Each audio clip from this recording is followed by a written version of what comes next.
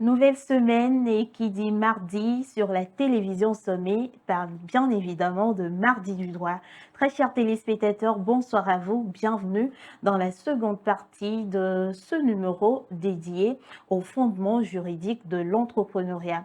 La semaine dernière, nous avons eu à parler des bases juridiques et à connaître avant de lancer toute activité ou avant d'entreprendre. Eh bien, ce soir, nous poursuivons avec la seconde partie consacrée à tout ce qu'il faut savoir maintenant pour protéger son entreprise et la faire durer. Je suis toujours avec notre invitée, Madame Adjo Daklou. Merci d'être avec nous. C'est moi qui vous remercie. Voilà, alors créer son entreprise, c'est bien.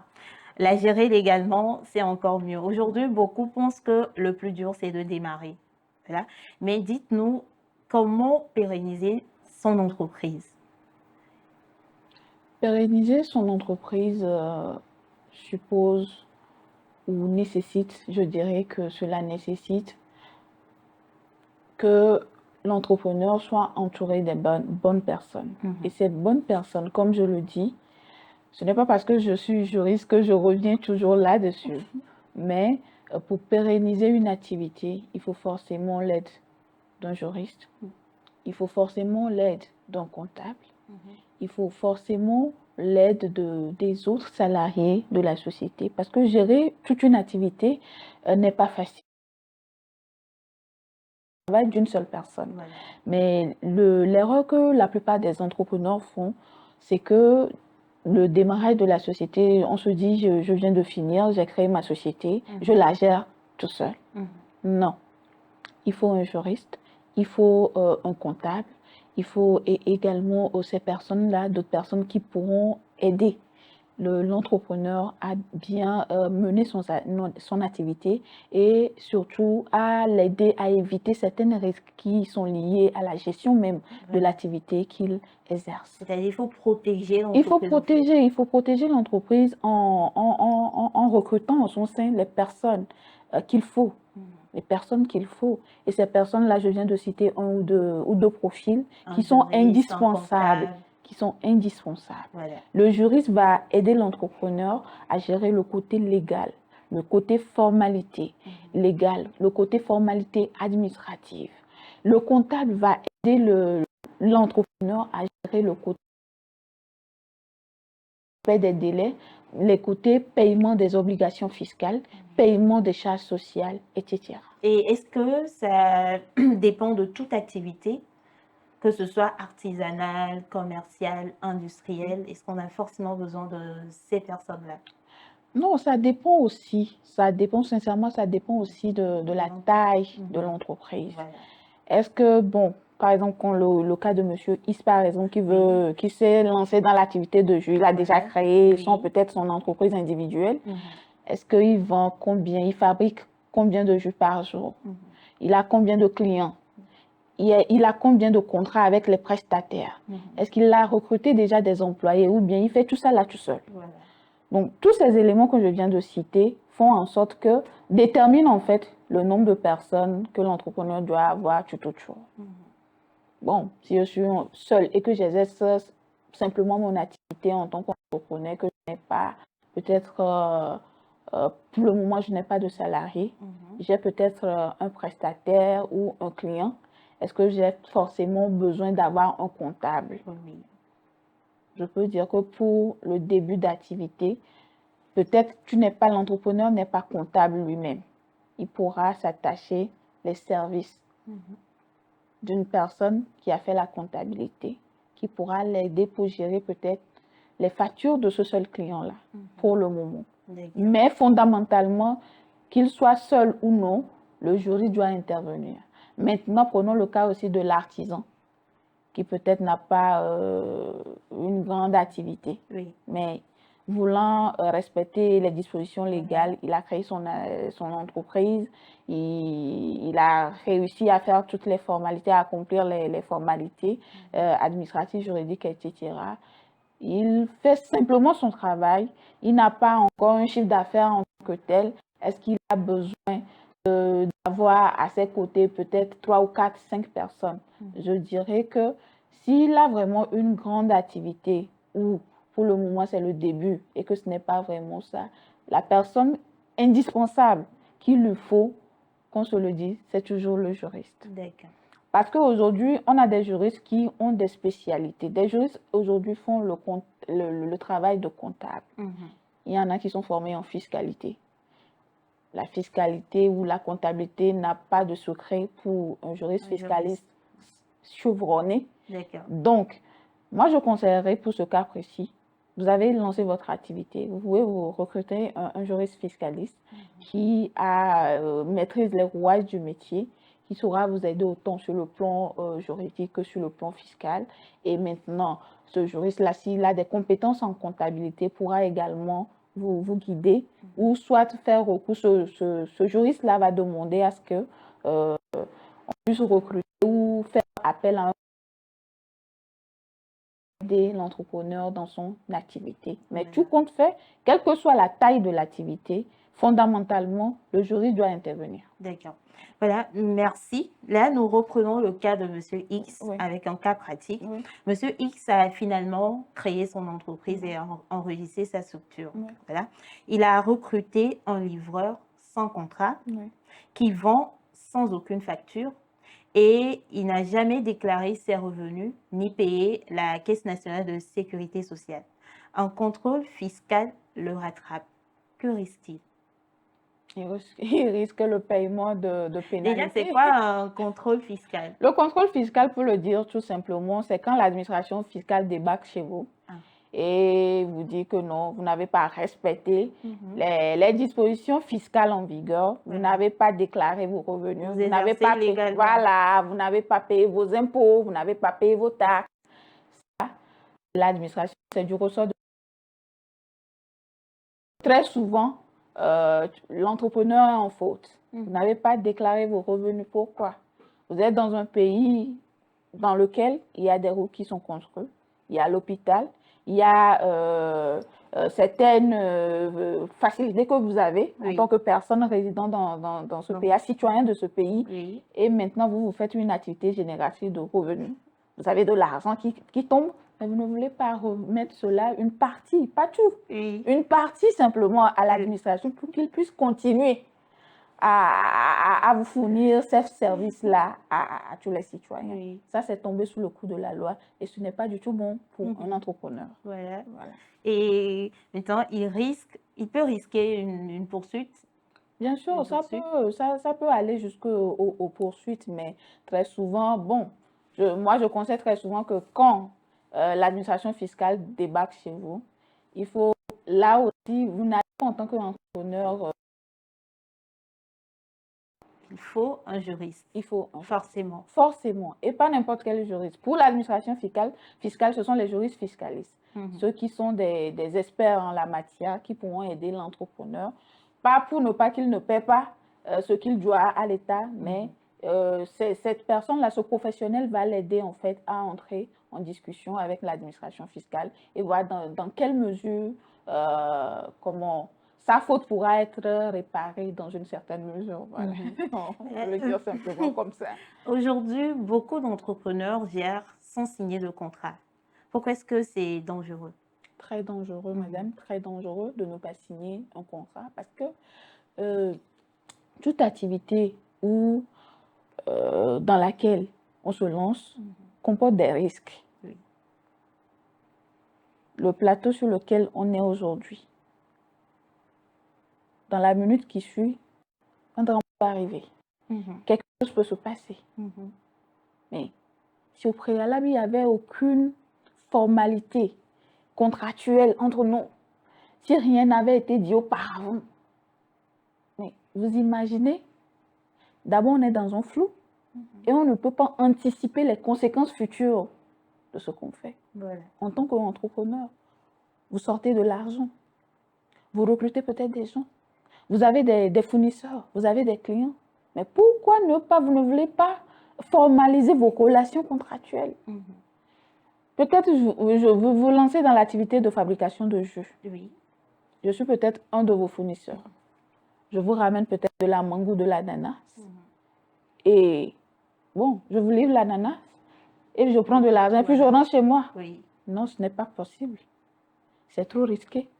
Si demain, je viens vers vous, madame, hier, je vous ai livré l'ananas, Vous n'avez pas payé. vous ne m'avez pas payé. Et vous allez commencer par crier. Hier, quand tu étais arrivé, je t'ai remis telle somme. Où est la preuve? D'accord.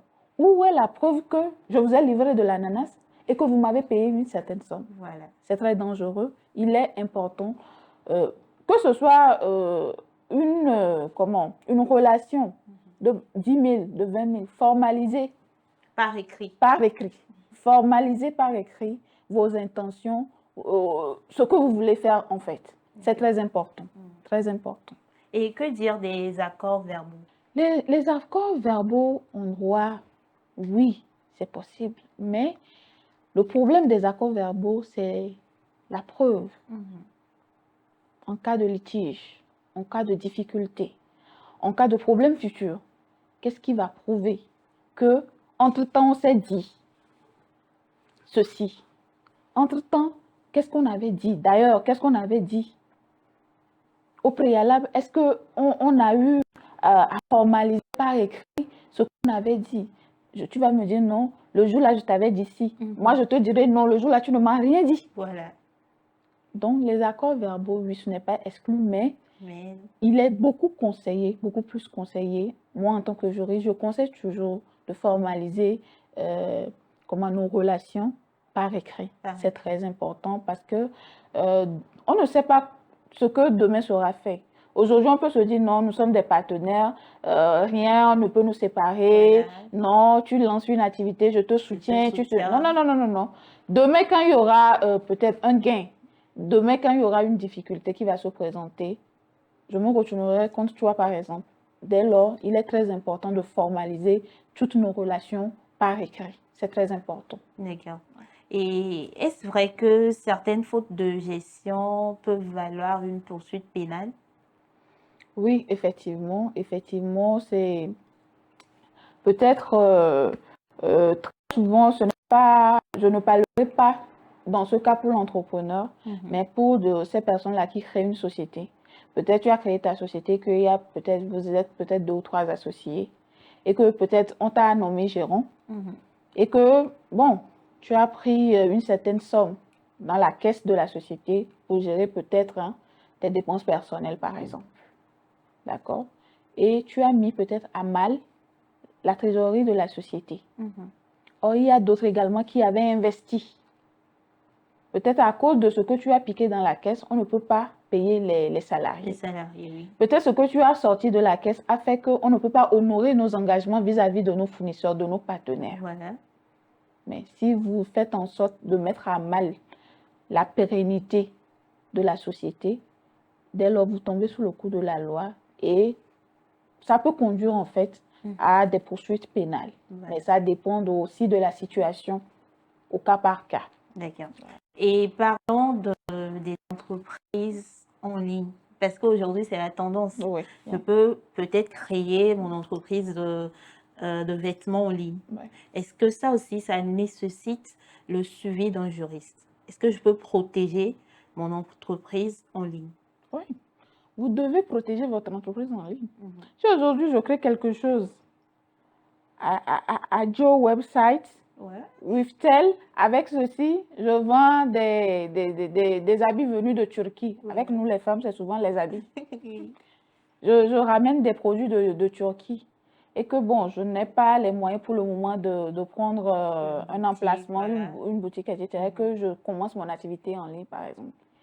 Et puis demain, l'activité, ça marche, je fais ma publicité sur les réseaux sociaux, etc. Et puis demain, je vais sur Facebook ou Instagram et puis je vois quelqu'un qui crée également à Joe Friperie. Et non, d'où la nécessité d'avoir un juriste. Il faut protéger ce que tu fais. Quel est ton site web là, si c'est à Joe Friperie? Est-ce que quelqu'un déjà utilise cette dénomination-là, Joe Friperie? Là interviendra un juriste qui va protéger en fait le nom que tu utilises. À Joe Friperie, ça peut être protégé. Peut-être chez toi, tu vends les jus naturels et tu fais gbogbooya, gbogbooya, gbogbooya, gbogbooya, jus les filles. c'est un slogan qui peut être également protégé. Voilà. Pour que demain, parce que ton activité marche, quelqu'un ne viendra pas prendre encore ce slogan-là de bobo et à copier, voilà. Donc, que ce soit en ligne, que ce soit une boutique que vous avez pris, tout cela doit être encadré, suivi par un professionnel, un juriste qui pourra vous aider parce qu'il y a des nuances, il y a des petites subtilités que quand tu n'es pas un professionnel, tu ne peux pas détecter. Tu te diras non, ça n'a pas d'importance.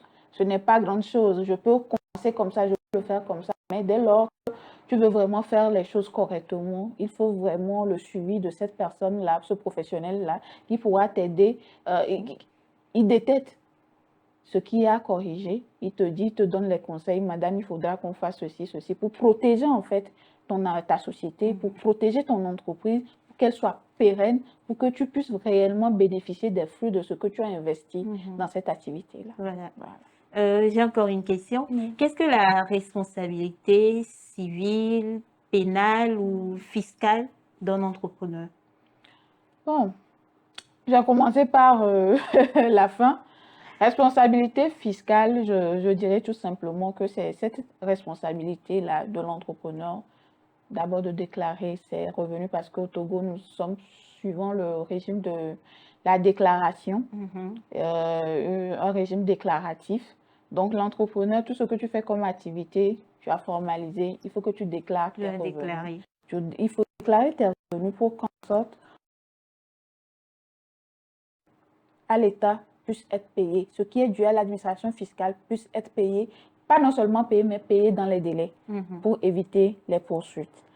Responsabilité pénale, c'est, je peux le dire tout simplement pour les téléspectateurs, cette responsabilité-là qui pourra t'amener peut-être devant les tribunaux. J'avais cité un exemple tout à l'heure. L'entrepreneur a peut-être, ou le gérant a peut-être piqué l'argent. Nous sommes dans la caisse, oui. Voilà. Il y a très souvent, nous sommes des femmes. Et il y a peut-être dans l'entreprise une dame qui est là, et puis peut-être le gérant ou un membre, l'entrepreneur lui-même fait des avances à cette dame-là, la harcèle. Voilà. Ça pourra vous conduire peut-être devant les tribunaux. Il y a de ces vraiment, vous avez peut-être, l'entrepreneur peut-être fait falsifier une facture. Il y a vraiment de ces choses. En tant qu'entrepreneur, vous n'allez pas, ce n'est pas quand tu auras les problèmes que tu diras que non, je ne savais pas. Non. D'où la nécessité, comme je le dis toujours, de se faire accompagner par une personne avisée, une personne habilitée à vous conseiller pour que vous ne tombez pas sous le coup de la loi. Responsabilité civile, c'est cette responsabilité-là qui incombe à l'entrepreneur de faire les choses dans les règles, de formaliser ses relations avec les autres pour ne pas avoir à gérer des contentieux plus tard. Donc, je peux dire tout simplement que c'est ça. Et quelles clauses clés prévoir dans un contrat client-fournisseur ou entrepreneur-salarié, entrepreneur-livreur? D'accord, on ira au cas par cas. Si je prends par exemple, on va prendre 2 ou 3 exemples. Quand je prends par exemple la relation un entrepreneur puis son fournisseur par exemple, peut-être c'est un contrat de prestation. Il faut tout d'abord identifier les parties. L'objet du contrat, c'est une prestation. Qu'est-ce que le fournisseur va te fournir, tout simplement? L'objet du contrat, le prix, les modalités de paiement. On a formalisé le contrat, je vais te fournir telle prestation, tu vas en retour me payer telle somme. C'est combien? Comment est-ce que je vais le payer? Je le paie à la fin de chaque mois, je le paie chaque 15 du mois, je le paie en début du mois. Ce sont ces éléments, les modalités de paiement. Je le paie par chèque, je le paie en espèces, par virement bancaire. Ce sont ces éléments qu'il faut prendre en compte. Maintenant, là, le contrat, on est en relation, mais ce n'est pas ad vieternam.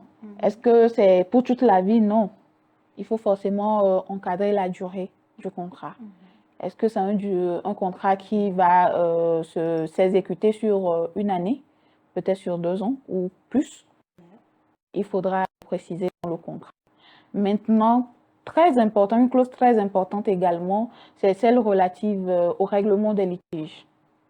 On est en relation. Bon, il se peut que après on ait des difficultés à se comprendre, à s'entendre.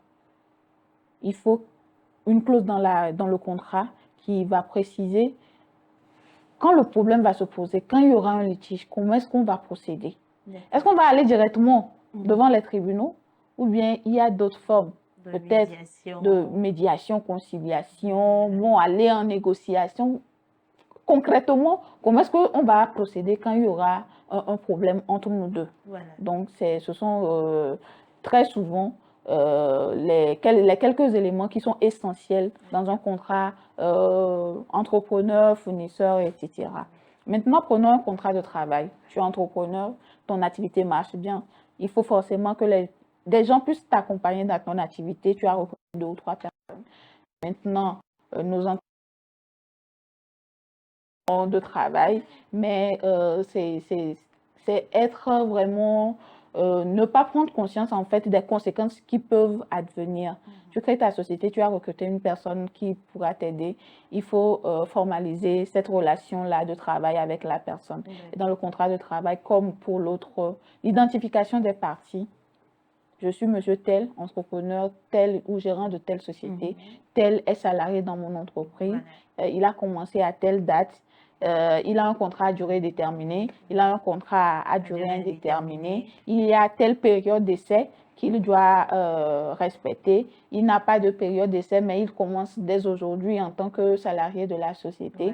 Quel est le salaire que je dois lui verser? Le salaire de base. Le salaire de base, le sursalaire. Est-ce qu'il y a des avantages? Est-ce qu'il y a des heures supplémentaires? Exactement. Est-ce que c'est payé? Est-ce qu'il y a des choses à formellement demander aux salariés de faire?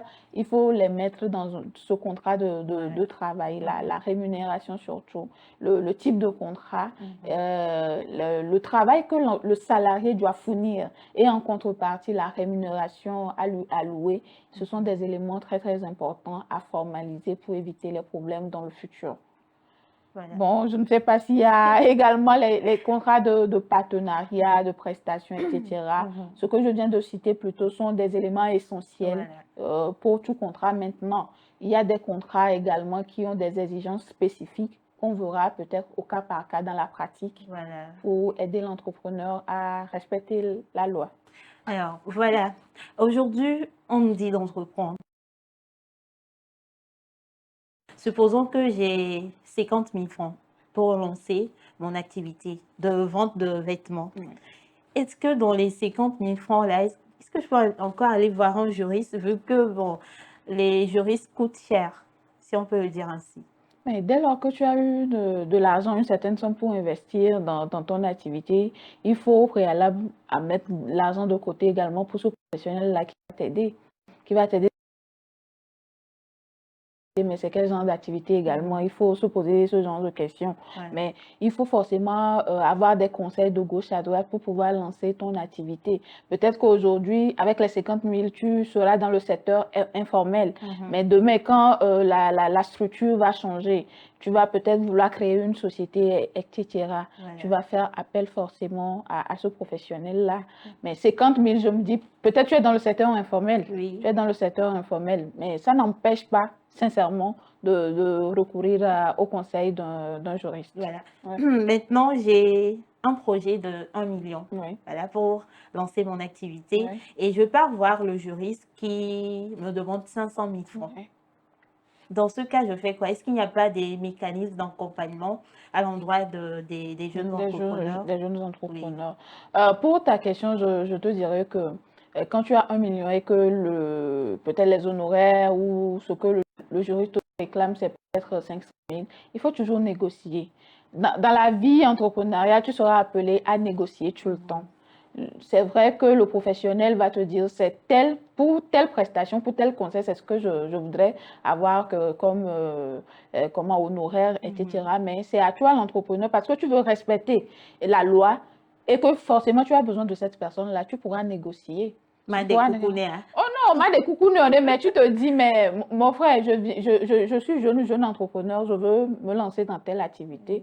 Bon, fais-moi ça à tel prix en attendant que mon activité puisse fleurir et que on puisse voir dans quelle mesure tu pourras m'accompagner. Voilà. Peut-être même que tu seras le conseil officiel de mon entreprise. Oui. Et là, quand tu seras conseil, mais tu auras des honoraires, etc. Tout est dans la négociation Voilà. et dans ce que tu veux réellement faire pour pérenniser ton activité. Voilà. Et est-ce qu'il n'y a pas des organismes, bien des Des structures de l'État qui structures. accompagnent les jeunes entrepreneurs Oui, aujourd'hui? je pense que quand on va au centre de formalité des entreprises, on pourra nous aider et on peut aider les entrepreneurs par des conseils, comment faire telle chose, comment accomplir telle formalité, etc. Mais ça n'empêche pas quand même de recourir également à un professionnel et d'être en tant que, parce que quand on commence son activité, il y a plusieurs choses à gérer. Mais quand tu te fais accompagner par un juriste, un professionnel, ça te permet de te focaliser sur l'essentiel et le juriste va forcément prendre soin, te guider et prendre soin des formalités légales et administratives pour te permettre à toi, entrepreneur, de te focaliser sur ton projet. Ok, puis il y a Madame Adjo, mi glena mi les français mi. Là, mia novio, mia non, mia fofo ko les sur mi actuellement. Et on les dit là, se lancer les. Nous que mi on a bien entrepreneuriat mi. A doit jorder, à doit créer et dorder. Et là, nous on gavana wadi. Mi matro yi mena mi evigbe mi. Nous ko we hia, bo mi la o. Ne ma agblɔa bana kpɔe ɖea ele veve be nane nde kpekpe ko la wɔ adzɔ ko la do activité ɖe kpekpe ko la wɔ kpo ye kpɔ be ye be ga ye la sɔ do enua me voa tsɔ le dzi be na enu ba nyi ba va dure na ye ba a dzidzi na ye munyi be o la do to adzɔ ɖe dodo egbe kpoa esɔ la be problème ɖe dzɔ kpɔ tsɔ adzɔa nu le problème wa agbe to adzɔa dzi kpoa akpɔ esetɔ ɖe ke la kpe ɖe ŋuti o la de nu me no la ku nu me kpo nu ke yo le dzi la wɔ adzɔ ya ɖe ke ɖe est-ce que efio ha edasi ɖe dzi be na amewo ne te wɔ adzɔ ya no te da adzɔ ya ne efio ha dasi ɖe dzia ɖe homa ke wo hiã be miakpɔ ke ŋgɔ ye adzɔa miate alance enuwo keke le veve ɖe be na ayi nua esetɔ ɖo la nɔ nenema amea ŋuti comme ça ela kpe ɖe amea ŋuti be na ema dze eseme parce que ele veve ɖe be na ŋɖe kpekpe ke me wo le asɔ ga wò doa ame ɖe ke mo ŋdze nene be nua ŋuti eɖo la kpe ɖe ŋuti o eye kpekpe ɖe ŋuti wɔme kewo gbɔ be so no esetɔ gbɔ ye be so na ne comme ça ko lance adzɔ wa ko tɔ adzɔ wa dodoa nu sia nu la yi nyuie ɖe esua problème ɖe ma va dzɔ ɖe dzi o ŋkeke tɔ ma tso adzɔ wa la gbɔ be keke tɔe dzia ame ɖe ŋu te nɔ ye ŋuti o ena be ye mu wɔ nuwo nyuie ɖo donc ele veve ɖe be na adzɔ ɖe kpekpe ke ye mi la doa miadzi esetɔ ne ba kpasa miado ba nɔ sɔ ŋku nɔ do nu me na mi étape par étape ne ŋɖe kpekpe ne ba dzi nyuie ɖe. Mi gblɔ tia mi gba si esetɔ xɔna tsi nye mbɔ xɔna tsi o mi xɔna tsi voa miabe tsi xɔxɔa edɔ ke ye mi la wɔ na moa ye ŋuti ye be xɔna tsi ɖo voa ŋɖe kpekpe ke mi la wɔ ne mi gogo setɔ ya kpoa ne mi discuter mi ka se ŋkua mia mi de ne be nu ya ɖeke mi le dzi la wɔ vɔ eya ɖeke le asi nya ŋka ɖe dzi be na amea tsã ela kpɔ nublanui na mi viɖe ela wɔe na mi ɖo ɖe kaka be na nu ke mi le dzia mi la te kpɔe. Merci beaucoup Madame Adjo Makafu Daklou. Merci à vous. Voilà, nous sommes pratiquement à la fin. Votre mot de fin? Je tiens d'abord à vous remercier pour l'invitation. Ce fut un moment de plaisir. Ce fut très intéressant. Je vous encourage à discuter ou éclairer la lanterne des téléspectateurs, ça n'a pas de prix. Demain, si quelqu'un vient te dire que, ah madame, c'est par rapport à votre émission de la dernière fois que j'ai pu éviter telle situation, je serai très heureuse. Et c'est une très très bonne initiative et une très bonne émission. Je vous encourage et je vous remercie surtout pour l'accueil et puis ce moment d'échange enrichissant. Et à très vite. Merci beaucoup, Madame Daklou. Et vous aussi, chers téléspectateurs, j'espère que vous avez passé un agréable moment en notre compagnie. Grand merci à vous de nous avoir suivis. J'espère aussi que vous en avez appris davantage sur les bases juridiques essentielles à savoir avant de se lancer dans l'entrepreneuriat. Créer, c'est bien, gérer, c'est mieux, mais la gestion juridique, c'est très essentiel. Bonne soirée à tous sur la télévision Sommet. À très bientôt pour un nouveau numéro.